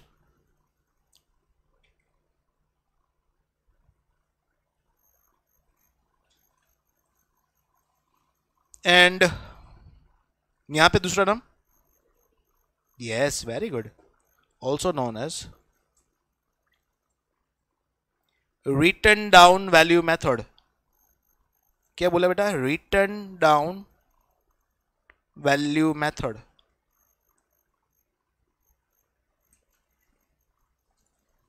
कभी कभी डिमिनिशिंग बैलेंस मेथड भी बोला होता है, ये भी नाम सुना है क्या, डिमिनिशिंग बैलेंस मेथड, नहीं सुना भाई, ये सब चीजें याद रखनी है ना। रिड्यूसिंग बैलेंस भी बोल सकते हो, या तो डिमिनिशिंग, अरे नाम का मतलब तो वही होता है, डिमिनिश होना मतलब कम होना, रिड्यूस होना, डिमिनिशिंग बैलेंस मेथड। पर यार ऐसा क्यों नाम है, वो मालूम है क्या आपको, नाम ऐसा क्यों है। I give an example, please ध्यान से देखना। 1 मिनट के लिए अपन लेते हैं असेट का कॉस्ट 1000 रुपीज का, मैं SLM डेप्रिसिएशन की बात कर रहा हूं, उसके ऊपर अगर मैं डेप्रिसिएशन चार्ज कर रहा हूं, से फॉर एग्जांपल 10%, कितना परसेंट चार्ज कर रहा हूं, कितना डेप्रिसिएशन बनेगा 100 रुपीज, सो 900 बचेगा। इसको क्या बोलता है, व्हाट इज 900, यस परफेक्ट, क्या बोलते हैं इसको, बीवी। बीवी कौन, cost minus total dep, cost minus total dep. Sir total dep क्यों, डेप बोलो ना यार, नहीं बेटा 2 साल का डेप्रिसिएशन, 2 साल के बाद बुक वैल्यू चाहिए तो 2 साल का डेप्रिसिएशन माइनस करना पड़ेगा। सर नहीं समझा, okay let me give an example. दूसरे साल का डेप्रिसिएशन कितना चार्ज करोगे, बोलो ना, 900 का 10% ना, बोलो ना 90, अरे यार 90, कोई तो मेरे साथ होगा यार। सेकेंड ईयर में कितना, 100 पूरा, काई को SLM मेथड है, SLM में डेप्रिसिएशन आप किसके ऊपर चार्ज करते हो, yes dep is charged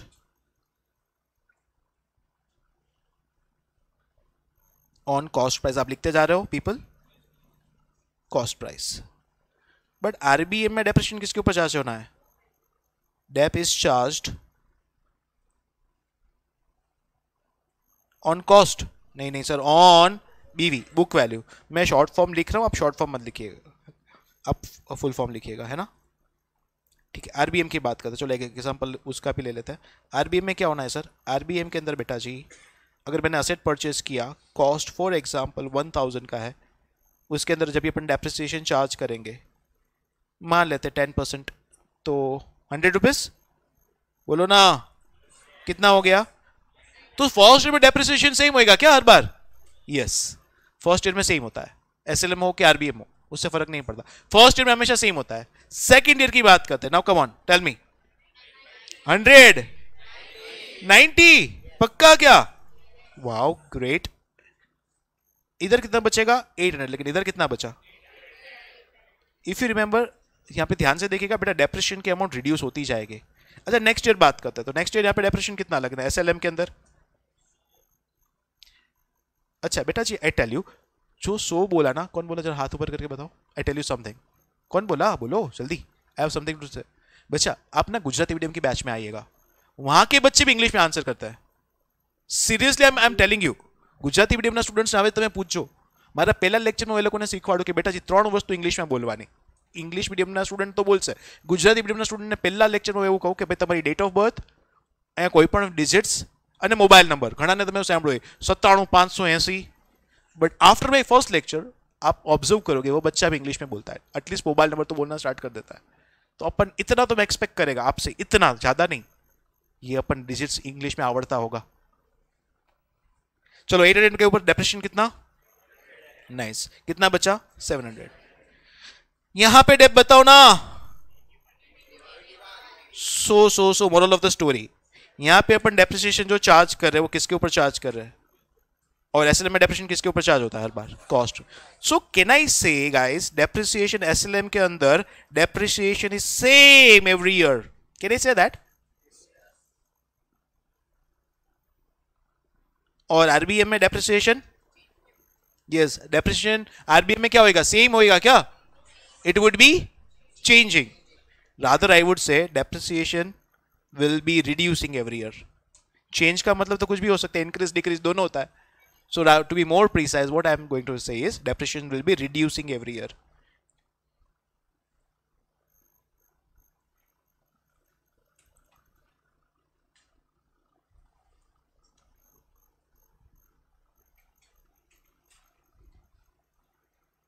And that is the reason people, method का नाम क्या है? Reducing balance method. डेप्रिसिएशन का बैलेंस देखो ना, घटता जाएगा, कम होता जाएगा। 100 में से 90 हुआ, 90 में से 81 हुआ। Now you know the meaning of the name of the meaning. Yes, my friend. कुछ डाउट? बोलो बोलो बेटा, बोलो।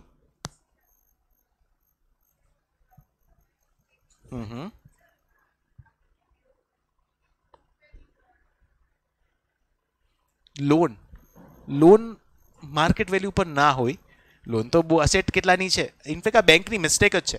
आइडियली बैंको क्या करना चाहिए था? बैंको चेक करना चाहिए था कि बुक में जो वैल्यू अप्रोप्रिएट है कि नहीं है, लेकिन बैंक ने बुक वैल्यू को कंसीडर ही नहीं किया, चेक ही नहीं किया।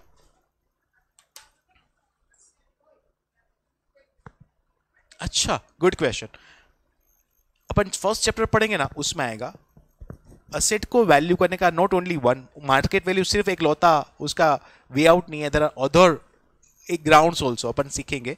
कॉस्ट पे रिप्लेसमेंट वैल्यू, रिप्लेसमेंट की वैल्यू मतलब उसको बेचा तो कितना मिलेगा। एक होता है रियलाइजेबल वैल्यू, मतलब उसको बेचा तो कितना मिलेगा। रिप्लेसमेंट वैल्यू मतलब ऐसा कैसा दूसरा असेट, इतना ही पुराना मुझे मार्केट से लेना तो कितने में मिलता है, वो अपन इवेंचुअली देखेंगे। तो this is not the only criteria, सिर्फ मार्केट वैल्यू नहीं, अदर क्राइटेरियाज ऑल्सो अपन डिस्कस करेंगे कि there are other criterias. Present value criteria भी है, मतलब 4, जिसने पढ़ा है उसको शायद मालूम होगा, 4 क्राइटेरिया है। Book value, market value and market value भी बोल सकते हो या तो रियलाइजेबल वैल्यू भी बोल सकते हो, then replacement value and present value. ये 4 अलग अलग वैल्यू पे आप असेट्स को शो कर सकते हो, कब कैसे कहां पे कौन सी प्राइस पे वैल्यू होना चाहिए वो अपन इवेंचुअली देखेंगे चैप्टर नंबर 1 के अंदर। अभी के लिए इस क्वेश्चन को मैं आंसर नहीं करूं क्योंकि वो पूरा चैप्टर में अंदर लेके जाना पड़ेगा, but it is there in our syllabus, chapter number 1 में आएगा, अपन डिस्कस करेंगे, इवेंचुअली करेंगे। अभी के लिए आगे बढ़ जाता हूं मैं। अच्छा, एक गोल्ड वाला एग्जांपल मैंने डिस्कस करना रह गया, मैंने कहा था बाद में याद करना, लेकिन शायद आप भी भूल गए। गोल्ड के ऊपर डेप्रिसिएशन चार्ज नहीं करते हो, यू सेड दैट राइट? क्यों नहीं करते हो? क्यों नहीं करते हो? प्राइस इंक्रीज ही होता है। ओके क्या गोल्ड फिक्स्ड एसेट है? क्या गोल्ड फिक्स्ड एसेट है क्या? Is gold your fixed asset? Yes. Fixed asset किसको बोलते हो?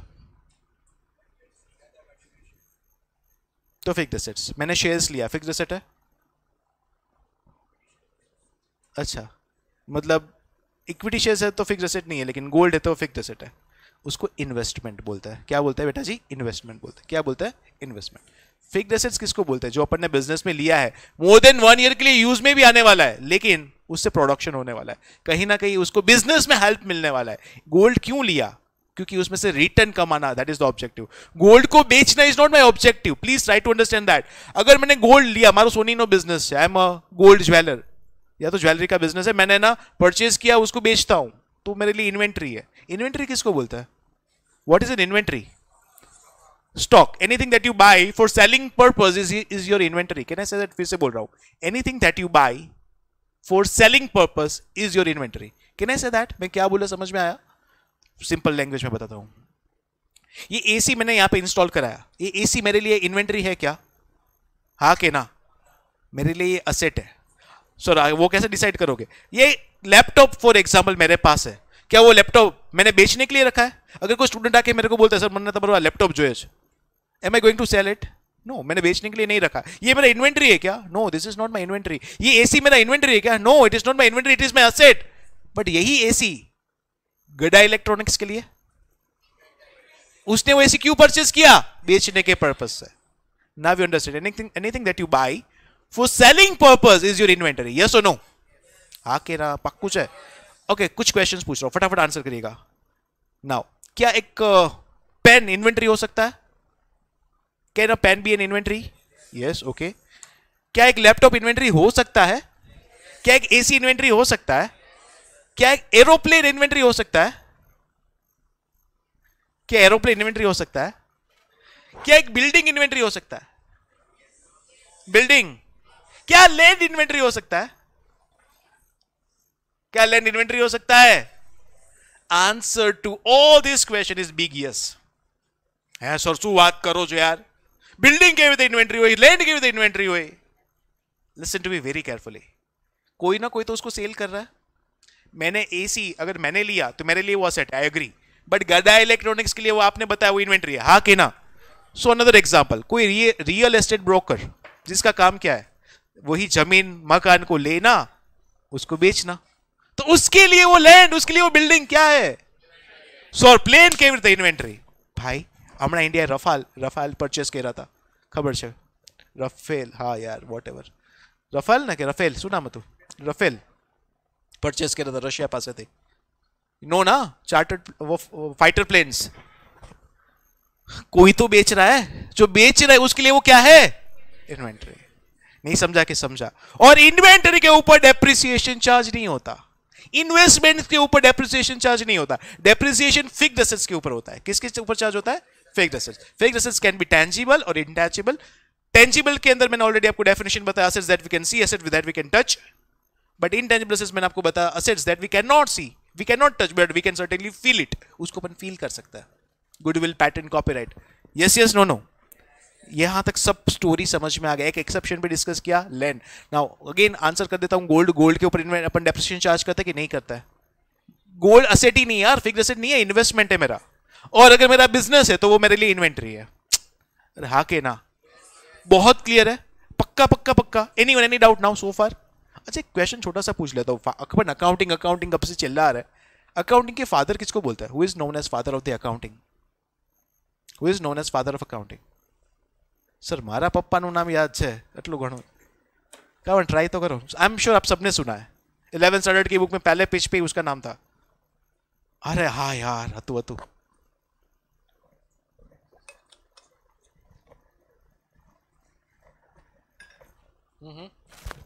बोलो जी, कोई तो दसो। कोई नहीं। हाँ तब मैं नहीं बोलो, तुम्हारे नहीं बोलो, किट्टा मैं भी नहीं बताएगा। कम ऑन यार, बोलो ना, ट्राई तो करो। आई एम श्योर किसी न किसी को तो याद होगा। लूका पेसियोली, नाम सुना है? हाँ, लूका पेसियोली, नाम सुना है? Yes, he is known as father of accounting. 14th century में उसने अकाउंट स्टार्ट किया, तब से लेकर आज तक लोगों की वाट लगा रहा है। ही वॉज, सर पहले तो अकाउंट था ही नहीं, तो आपको कैसे मालूम उसने अकाउंट इन्वेंट किया? He was a mathematician. क्या था वो?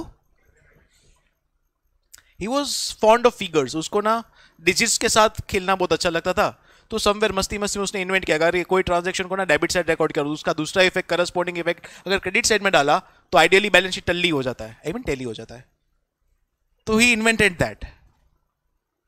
आई repeat it one more time, he was just playing with the figures. अगर कोई फिगर को मैंने डेबिट साइड में रिकॉर्ड किया और उसका करस्पॉन्डिंग दूसरा इफेक्ट क्रेडिट साइड में डाला तो आइडियली बैलेंस शीट टैली हो जाता है। उसने मस्ती मस्ती में ऐसा इन्वेंट कर दिया, और तब से लेके आज तक अपन सफर कर रहे हैं ना।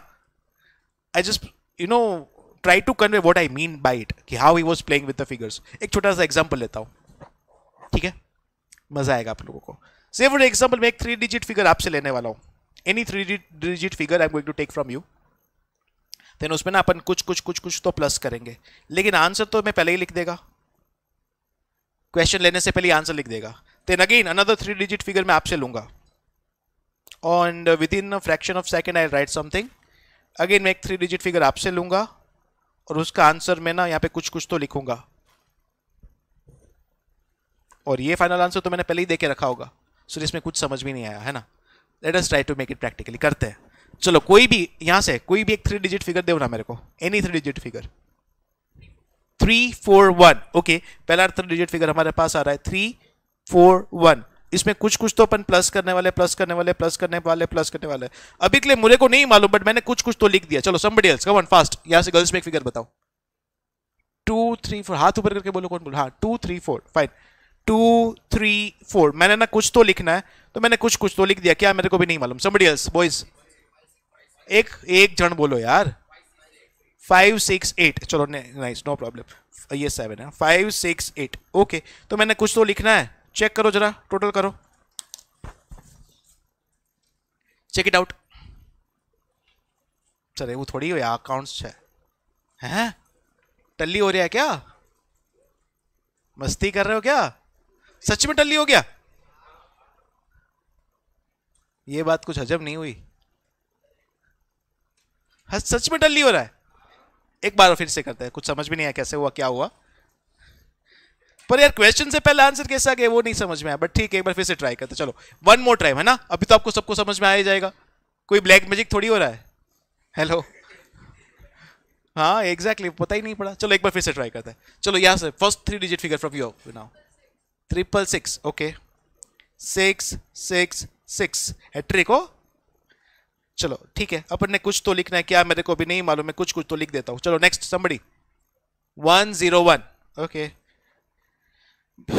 ठीक है। समबडी एल्स, गर्ल्स का टाइम है ना यार, हाँ जल्दी। 4 3 4 7, चेक करो जरा। Does it टल्ली हो गया? Oh my God,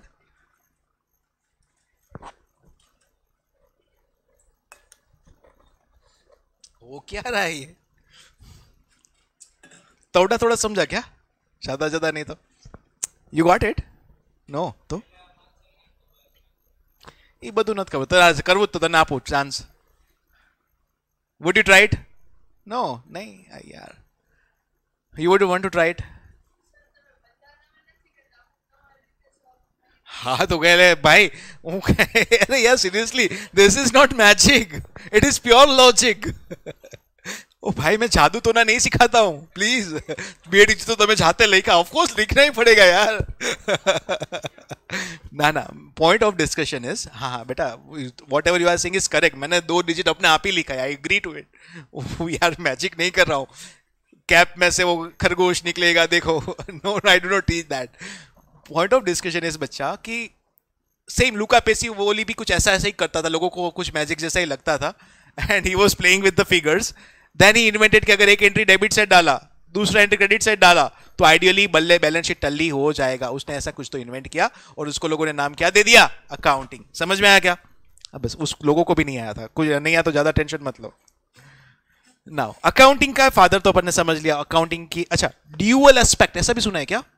double entry book keeping, अपन उसको पढ़ते हैं ना कि सिंगल एंट्री पढ़ते हैं, ड्यूअल इफेक्ट देना होता है, double entry book keeping system अपन पढ़ता है। उसमें से एक चैप्टर अभी अपन ने स्टार्ट किया। कौन सा चैप्टर स्टार्ट किया? Depreciation and amortisation. डेप्रिसिएशन मतलब एसेट की वैल्यू में इंक्रीज के डिक्रीज? डिक्रीज। टेंजिबल एसेट्स के ऊपर डेप्रिसिएशन चार्ज होता है कि इनटेंजिबल एसेट्स के ऊपर? टेंजिबल एसेट्स के ऊपर डेप्रिसिएशन चार्ज होता है। एंड डेप्रिसिएशन की कितनी मेथड्स आपने स्टडी किए सो फार? 2 methods. First is SLM, second is RBM. SLM का दूसरा नाम फिक्स्ड इंस्टॉलमेंट मेथड, आरबीएम का दूसरा नाम written down value method. Yes yes no no. अच्छा, बुक वैल्यू क्या होता था? Book value people, book value मतलब क्या था? Cost minus total depth, cost minus total depth. अच्छा, एसएलएम के अंदर डेप्रिसिएशन किसके ऊपर चार्ज किया जाता है? कॉस्ट के ऊपर। और आरबीएम में डेप्रिसिएशन किसके ऊपर चार्ज किया जाता है? बुक वैल्यू के ऊपर। डेप्रिसिएशन एसएलएम मेथड में एवरी ईयर क्या होता है? सेम। आरबीएम में डेप्रिसिएशन एवरी ईयर क्या होता है? रिड्यूसिंग। अरे हाँ के ना? पक्का पक्का पक्का। So can somebody tell me the formula for depreciation in case of SLM and RBM? Depreciation का कुछ फॉर्मूला याद है क्या? कुछ फॉर्मूला डेप्रिसिएशन का? डी इज इक्वल टू, बोलो बोलो। हाँ हाँ बराबर। I can read the lips. Cost minus, आपने ऐसा बोला फिर रुक गए। हाँ आई टेल यू, ये एक स्टैट्यूटरी वार्निंग भी आप इसको कंसीडर कर सकते हो। पीछे अगर आप लोग कभी कभी कुछ कुछ बोलते रहोगे तो आई can read the lip movement, मुझे समझ में आ जाता है। अभी आपने ऐसे ही बोला cost minus, then you stopped right. I can read the lip movement. हाँ, कॉस्ट माइनस व्हाट? डेप्रिसिएशन। चलो 11th पास हो क्या सब? I doubt now. जल्दी यार बोलो जी। ओके, कुछ कुछ तो बोल रहे हैं madam. D is equal to C minus S upon N. ये कुछ देखा अच्छा लग रहा है क्या? हाँ, अरे आके ना। नहीं, नो। ए बेशरम पापी नालायक, सुना सच्चे ना बड़स बोल। Okay, I give you an example तो आपको याद आ जाएगा। एसेट लिया 1,10,000 का, 10 साल काम में आएगा। हर साल कितना डेप्रिसिएशन चार्ज करोगे? 1,10,000 का एसेट है, 10 साल काम में आएगा तो कितना डेप्रिसिएशन एवरी ईयर चार्ज करोगे? 11,000, 1,10,000 डिवाइड बाय 10, 11,000 एवरी ईयर। हाँ के ना? तो आपने वही तो फॉर्मूला यूज किया सर, पर स्क्रैप वैल्यू तो ना गणी, तब नहीं गणी, दैट मीन स्क्रैप वैल्यू 0 है। अगर क्वेश्चन में आईपी हो, अगर मैं आपको एग्जांपल लेता, ऐसा एग्जांपल ले रहा हूं, ध्यान से सुनो। अच्छा, यहां पे मतलब क्या? चलो एक एग्जाम मतलब भी लिख देता हूं। D is equal to what? Depreciation. C का मतलब क्या? कॉस्ट। एस का मतलब क्या? Scrap value. समझेगा क्या? अच्छा, स्क्रैप वैल्यू को कुछ और भी बोल सकते हैं क्या? Residual value. क्या बोल सकते हैं? बोलो ना। Residual value. N is equal to number of years. Guys समझा कि नहीं समझा? बोलो ना। तो अगर मैंने आपको क्वेश्चन दे रहा हूं, cost is 1,10,000, cost is 1,10,000, scrap value is 10,000, तो आप क्या करोगे? Minus, divide by number of years, कितना? 10 ईयर्स। बोलो समझ में आ रहा है क्या? तो डेप्रिसिएशन आपका बनेगा 1,10,000 माइनस 10,000, 1 लाख डिवाइड बाय 10, कितना हो गया? 10,000 एवरी ईयर आप डेप्रिसिएट करोगे। सिंपल। हाँ के ना के? हाँ पक्का क्या? 100%। आई हैव अ क्वेश्चन। एसेट कितने का लिया? कॉस्ट क्या है? 1,10,000। एक साल के बाद बुक वैल्यू कितना बनेगा? एक साल के बाद 0। Wow, good morning. 1 लाख। 1,10,000 में से 10,000 माइनस करना है कि 1 लाख में से 10,000 माइनस करना है? बुक वैल्यू कितना बनेगा? 1 लाख और 90,000। बोलो ना यार। बुक वैल्यू 1 लाख कि 90? उसमें भी कॉन्फिडेंस नहीं आया यार। 19, हेलो 19 એટલે 1900, 1 लाख के 90,000? इट शुड बी 1 लाख यार। क्या अभी तो बोला यार, बीवी मतलब क्या? कॉस्ट माइनस टोटल डेप्रिसिएशन, लिखा तो है। कॉस्ट कितना है? 1,10,000 माइनस टोटल डेप 10,000 चार्ज हुआ, तो it should be 1 lakh. Simple यार, हर बार कुछ कॉम्प्लिकेटेड ही पूछना थोड़ी जरूरी है। इजी पूछा तो नहीं, कुछ तो लोचा रहेगा, अदरवाइज तो थोड़ी पूछेंगे। चलो एक और एग्जांपल, फटाफट आंसर करिएगा। ओके, ये फॉर्मूला मालूम, चलो एक फॉर्मूला पहले बताता हूँ फिर पूछता हूँ। ये फॉर्मूला आपने सुना है क्या? D is equal to C into R by 100, ये सुना है? હવે કોઈ ના પાડતા નહીં, આ નો સાંભળે એવું શક્ય જ નથી। ડેપ્રિશિએશનનો રેટ આપ્યો છે 10%, ડાયરેક્ટલી કોસ્ટના ઉપર અપ્લાય કર્યું પર્સન્ટેજ, બીજું શું? આ હાક તો પાડો, બે શરમ પાપીઓ રાક્ષસો। હાઈસ where D is equal to what? Dep. C is equal to what? And R is equal to 100 is equal to बताओ क्या? खबर છે ને? होशियार हो एकदम બધા, जोरदार। अच्छा एक एग्जांपल दे रहा हूं, फटाफट आंसर करिएगा। अच्छा आपको आंसर बोलना नहीं है, मैं आपकी बुक चेक करना है, अपना आंसर अपनी बुक में लिख के रखोगे। और आई रिक्वेस्ट यू, आजू बाजू वालों का हेल्प नहीं लेना है। मैं आ रहा हूं, सबकी बुक चेक करूंगा, एक क्वेश्चन दे रहा हूं, उसको आप सॉल्व करोगे, अपने पास अपनी बुक में रखोगे। I am coming to check your books, ठीक है? मुझे एक फिगर दिखाइएगा खाली। चलो एक क्वेश्चन यहाँ पे दे रहा हूं, एग्जाम्पल। हाँ, कॉस्ट कितना बताया? फॉर एग्जाम्पल मैंने बताया 1,10,000। मैंने ना स्क्रैप वैल्यू भी आपको दे देना है 10,000 स्क्रैप वैल्यू, एंड आर भी आपको दे देना है 10%। Find out depreciation. Come on, फटाफट फटाफट फटाफट। मैं सबकी बुक चेक करने आ रहा हूं, मुझे कैलकुलेटर में दिखा दोगे तो भी चल जाएगा, क्विकली लेकिन फास्ट फास्ट फास्ट।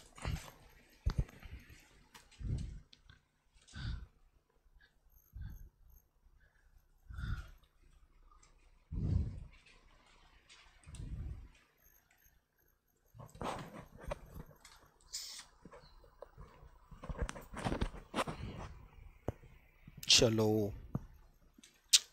कोई तो बताओ यार, खोटे खोटा हो एक्टिंग कर से जल्दी આવી ગયો?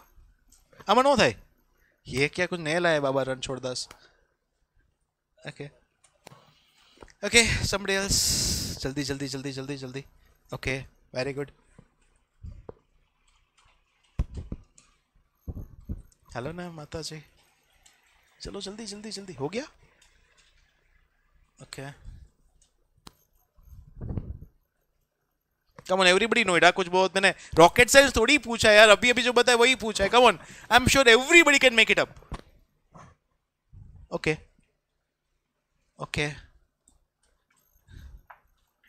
मुझे समझ नहीं, but how did you get that? नहीं नहीं, यू उसमें स्टेप करके बताओ ना डायरेक्टली।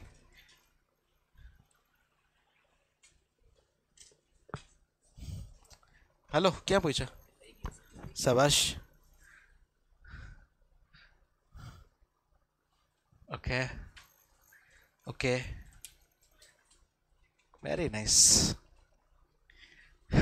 बहुत वियर्ड वियर्ड आंसर्स देखे मैंने बुक में, सच्ची में, सरप्राइजिंगली। 9,000 भी देखा, 11,000 भी देखा, 10,000 भी देखा, नो आंसर भी देखा, 12,100 भी देखा। गजब। अच्छा सुनो, याद करते हैं, कुछ कुछ जाते हैं फ्लैशबैक में। ऐसा आपने अभी, मैंने फॉर्मूला क्या बताया? D is equal to C into R upon 100।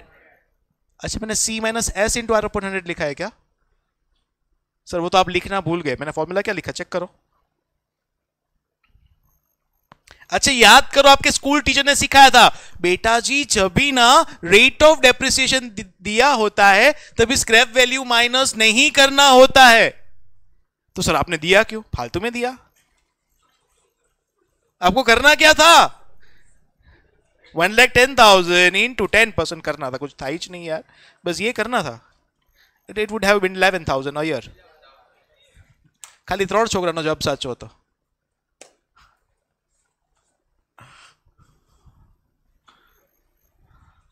Hello, समझ में आता है? डाउट? बोल बोल। हाँ बेटा, it is 10%, it is clearly given यार। यार अभी इसको 11 मत बोलो यार, हद्दे यार, बेशर्मी की 11 यार, हद्दे यार, हद्दे। पूरे क्लास ने 10% नहीं कंसिडर किया, उसने किसी ने 11 नहीं किया। चलो समझ में आया मोरल ऑफ द स्टोरी। अभी याद रहेगा? डायरेक्टली बता देता ना कि C माइनस S नहीं लेना तो याद नहीं रहता, बट आई होप अभी सबको याद रह जाएगा। When ever R is given, rate of depreciation is given बेटा जी, तो C माइनस S नहीं करना होता है, C into R by 100। Sir ऐसा काय को?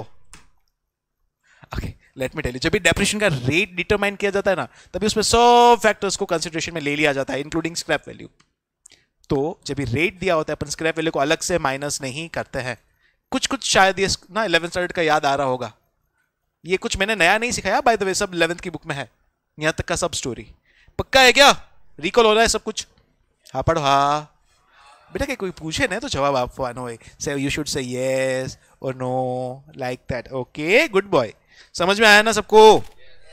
ओके फॉर्मूला, एसएलएम का फॉर्मूला क्या है? C minus S upon N, और आरबीएम का क्या है? D is equal to C into R upon 100। हाँ कि ना? R बाय 100 बोलो, R अपॉन 100 बोलो, एक ही बात है, समझ में आएगा? फिर आपने वो सुना है क्या, जो तेरा है वो मेरा है, और लेकिन जो मेरा है वो सिर्फ मेरा है। नहीं नहीं, आई रिपीट इट, जो तेरा है वो मेरा है, और जो मेरा है वो सिर्फ मेरा है। गुजराती में कहेवाय ने तारू मारू सही यारू, અને મારું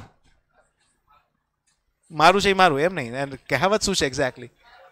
હા, મારું મારા પપ્પાનું નહીં, મારું મારા બાપનું, તારું મારું સही यारू, मारू मारा बापનું, एग्जैक्टली।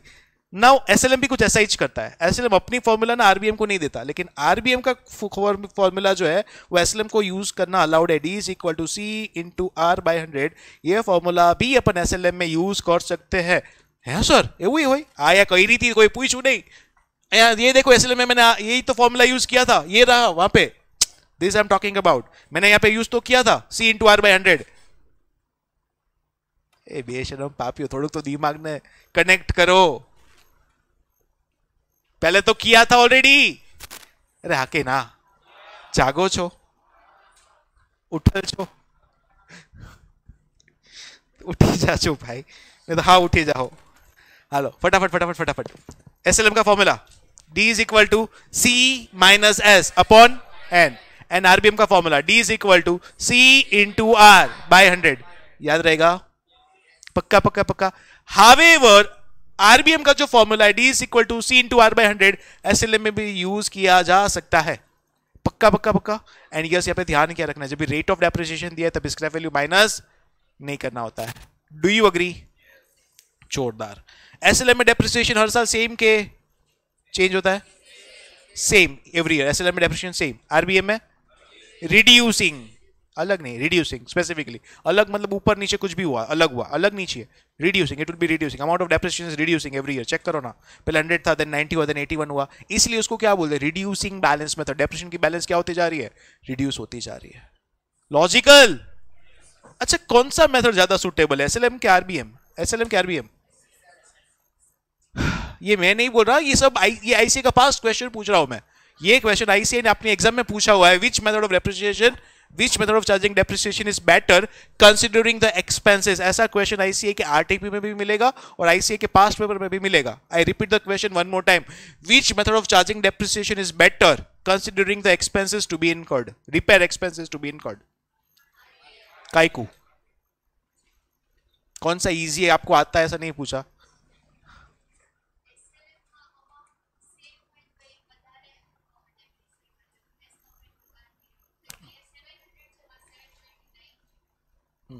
तो ये अच्छा है, is this is a good thing है वो। हाँ बेटा,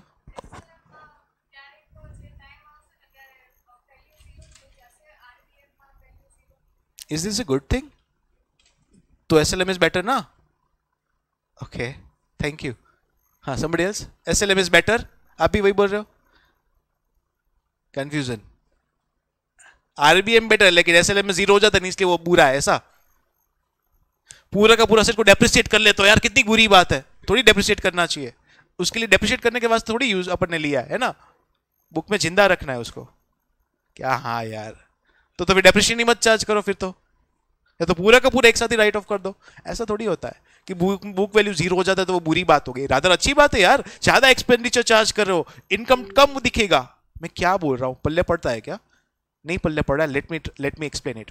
अगर मेरा प्रॉफिट 100 रुपए का है, यहाँ पे पहले साल में तो दोनों सेम है, कोई प्रॉब्लम नहीं है। यहाँ पे 100 रुपए का प्रॉफिट था, 100 रुपए डेप्रिसिएशन चार्ज किया, सो प्रॉफिट बिकेम 0। यहाँ पे 10 रुपए का तो प्रॉफिट दिखेगा ना, यहाँ पे प्रॉफिट बिकेम 0, लेकिन यहाँ पे 19 रुपीज का तो प्रॉफिट दिखेगा। ज्यादा प्रॉफिट दिखेगा ना सर, अच्छा है, ज्यादा इनकम टैक्स भी तो देना पड़ेगा।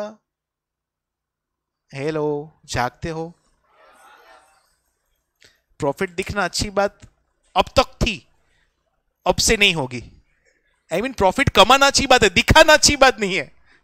आई रिपीटेड, दोनों में फर्क है, प्लीज ध्यान से इसको समझिएगा। और यही रियल लाइफ में सीए का स्टोरी है। एक अच्छा एक आई जस्ट एक जोक सुना था, I would like to share it with you. आपने अगर एक लॉयर को पूछा 1+1 कितना, he will say of course 1+1 2। एक मे बी सीएमए को पूछा, CMA cost and management accountant होता है, उनको पूछा 1+1 कितना, they were very smart, so 1+1 is equal to 11, great superb. एक सीए को पूछो 1+1 कितना, ही वुड से क्या बोलेंगे, कितना करवा तुम्हारे। एंड यही रियल स्टोरी है। अच्छा, अभी सब सीए के स्टूडेंट है तो मैं ना ये सब चीजें मैं आपके साथ थोड़ा सा शेयर कर सकता हूँ, ध्यान से सुनो। रियल लाइफ में बुक में सीए का रोल क्या है, what is the real role of a chartered accountant. Company ने बुक्स ऑफ अकाउंट्स बना दिए हैं, प्रॉफिट कैलकुलेट कर लिया है, बैलेंस शीट टैली हो गया है, उनका उन्होंने ऑडिट भी कर लिया। Now CA will come into the picture, या तो फाइनेंशियल स्टेटमेंट जो ऑडिट हुआ उसको एक बार रीचेक करेगा, ऑडिट करेगा अपने हिसाब से वो प्रॉपर है कि नहीं है, एंड उसके ऊपर का टैक्स लायबिलिटी कैलकुलेट करके देगा। मालूम है ये चीजें, ये रियल सीए का रियल रोल होता है। बट अभी क्या होता है, आ मारू प्रॉफिट एंड लॉस अकाउंट है, आ बैलेंस शीट है, मारे आटलो प्रॉफिट देखाड़ो छे। Now you make the necessary adjustment कि इतना प्रॉफिट दिखे। समझ में आ रहा है क्या? प्रॉफिट जितना हुआ है उतना ही है, पैसा કેટલા છે તને મને ખબર જ છે, પણ બુકમાં ઓછો પ્રોફિટ દેખાય તો ઓછી ટેક્સ લાયબિલિટી આવે। समझ पड़े? So that is the real role of a chartered accountant, where this come into pictures। तो सीए कुछ उसमें जोल जाल करेगा, कुछ एडजस्टमेंट करेगा कि वो प्रॉफिट क्या हो जाता है, कम दिखता है, और nobody can identify उसको कोई उसको आइडेंटिफाई नहीं कर सकता है। nobody can identify what adjustments have been made, क्या गलत किया उसको किसी को समझ में नहीं आता है। that is the role of a chartered accountant। उसने क्या झोल किया, और वो सिलेबस का पार्ट नहीं है, वो मैं यहाँ पे नहीं सिखाता, उसके लिए मैं प्रोफेशनल फीस चार्ज करता हूँ। You can meet me personally in my office for that. I hope things are clear. अभी के लिए इतना काफी, इतना सबको समझ में आ गया है। चलो कौन सा चैप्टर अपन ने स्टार्ट किया, depreciation. Depreciation and amortisation. Tangible assets के लिए वर्ड यूज होता है डेप्रिसिएशन, इनटेंजिबल एसेट्स के लिए वर्ड यूज होता है अमोर्टाइजेशन। परफेक्ट है क्या? टेंजिबल एसेट्स मतलब assets that you can see, assets that you can touch. Intangible assets are assets that you can not see, assets that you cannot touch but you certainly can feel them। yes yes no no right। and depreciation की 2 methods, मैंने आज कुछ नया नहीं सीखा है, 11th 12th के अपन ने ब्रशअप किया। डेप्रिसिएशन की 2 मेथड्स जो आपने स्टडी किया उसी को अपन ने आज ब्रशअप किया। पहला मेथड कौन सा था, स्ट्रेट लाइन मेथड, शॉर्ट में उसको बोलते हैं SLM। दूसरा नाम रिड्यूसिंग बैलेंस मेथड, शॉर्ट में बोलेंगे RBM। एक और नाम बताया हावेवर RBM का, डिमिनिशिंग बैलेंस मेथड, या तो written down value method, WDVM, written down value method। yes yes no no। and SLM का दूसरा नाम क्या बताया, fixed installment method। अच्छा, SLM के अंदर डेप्रिसिएशन किसके ऊपर चार्ज किया जाता है, कॉस्ट प्राइस के ऊपर। समटाइम्स ना क्वेश्चन में ना आपको ऐसा नहीं बोला होगा कि डेप्रिसिएशन SLM मेथड से चार्ज करो, रादर ऐसा बोला होगा depreciation is charged on the cost price every year. तो आपको समझना पड़ेगा कॉस्ट के ऊपर डेप्रिसिएशन चार्ज हो रहा है, that means it is about SLM। समझ में आएगा? एंड RBM का नाम बोला होगा या तो बोला होगा depreciation is charged on the book value every year. SLM में डेप्रिसिएशन एवरी ईयर क्या होता है, सेम होता है। RBM में depreciation will be reducing every year. Formula क्या था SLM का, D is equal to C minus S upon N। And RBM का formula D is equal to C into R upon 100। ए पक्का क्या? और ये RBM का फॉर्मूला SLM के अंदर भी अपन यूज कर सकते हैं। मानता कि नो मानता? सब कुछ समझ में आ गया है? चलो, I hope things are very very clear to you. Anybody any question in today session? कुछ भी नहीं समझ में आया तो ऑल क्लियर है? चलो इतना रखता है, 5:30 तक सेशन था अपना, 5 मिनट वाला छोड़ देता, जाओ मौज करो, छीलो अपनी जिंदगी।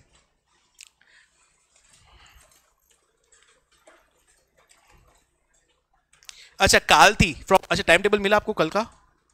કાલથી 2 સેશન ચાલુ કરું છું, 2 સેશન્સ 2 લેક્ચર્સ। એટલે પેલા 4 to 5:30 would be accounts and 5:45 15 મિનિટનો બ્રેક છે, 5:30 to 5:45 break, 5:45 to 7 you would have LR। ठीक है, चलो बाय बाय। अच्छा, પહેલો સન્ડે આવશે હવે, ત્યારે એક સન્ડે હજી ઓફ આપીશ, પછી નેક્સ્ટ સન્ડે થી ચાલુ કરી દેશું આપણે। સન્ડે ના પછી છુટ્ટી નહીં હોય। Thank you so much. ચલો, गर्ल्स कैन लीव फर्स्ट।